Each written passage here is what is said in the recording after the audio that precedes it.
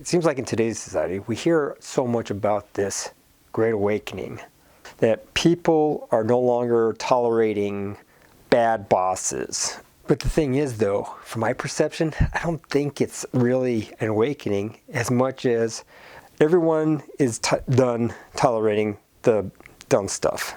They're done with bad leadership, bad customers. They're tired of the toxic environment. They want a better life. They need a better life to be healthy, to live a longer life so they can enjoy their retirement.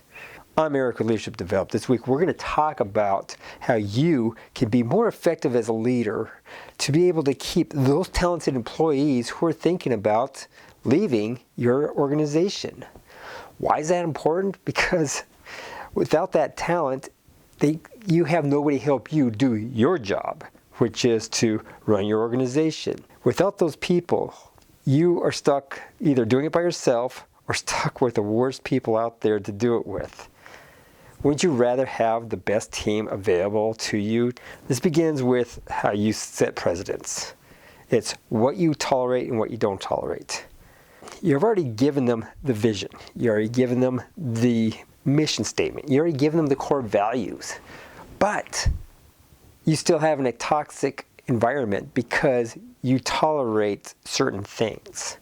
First thing you need to do is draw that distinct line of what you tolerate. What you tolerate in your employees, what you tolerate in your customers, what you tolerate in your leadership team. You have to create a distinct line. Why? Because people like to push limits. They think that all limits are gray and that everything's negotiable. But if you're a strong leader, you have to be firm. That line lets the good people know that they are doing the right thing and let the outsiders know that they're treading on thin ice, and you have enough evaluations and written documentation to have them be released for cause. By the fact that a leader has the ability to create that environment through what they tolerate goes a long ways. The next part is, how do you get your people to have buy-in to the system? How do they reinvest into the organization? I'm not talking about money. I'm talking about that they actually want to have ownership into what this organization does or does not do. And that is through how you delegate authority.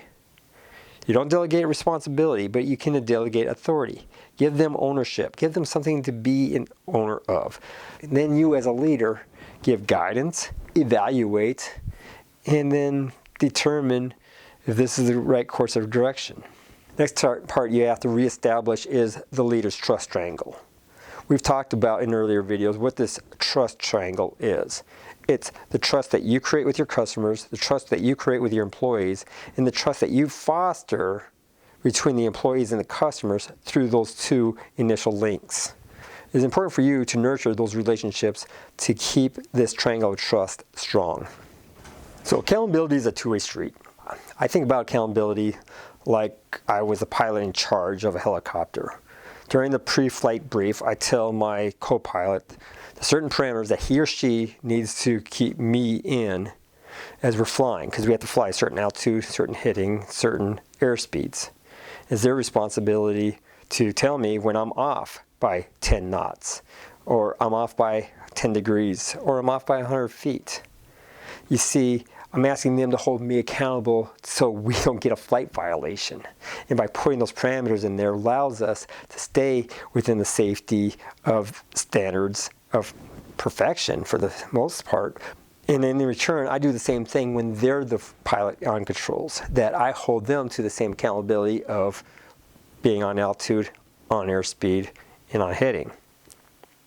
So how's that any different than what you would do with your organization? Your organization, you're holding your managers, your supervisors, your directors, you hold them accountable for what they deliver to help you do your job. Well, at the same time, they should be holding you accountable for the resources and the environment that you are creating for them to be successful. Because at the end, your success is from their success. So why wouldn't you invest in those things?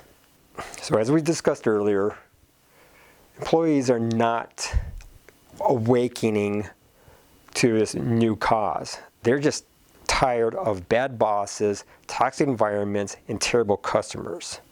They are at wit's end. Their backs against the wall, and they need a change for their own health so they can enjoy their own retirement later in life. So help them find that success. Help them achieve their goals by creating the environment that they can be successful in, by creating accountability that allows them to be near perfection while you're aiming for perfection. Allow them to be able to find ownership through delegating authority and not responsibility. Ultimately, you're responsible for what your organization does or does not do. However, those employees, those directors, those supervisors, those senior vice presidents, they're there to help you do your job. You're in this together, and you're a team, so might as well figure out how to build this team. If you like this video, hey, do us a favor, give us a thumbs up. While you're at it, hey, hit subscribe. Help us build a community of growing leaders that we can share the best practices out there to keep our organizations happy, successful, and prosperous. If you missed last week's video, hey, check it out right over here. We'll talk to you again soon.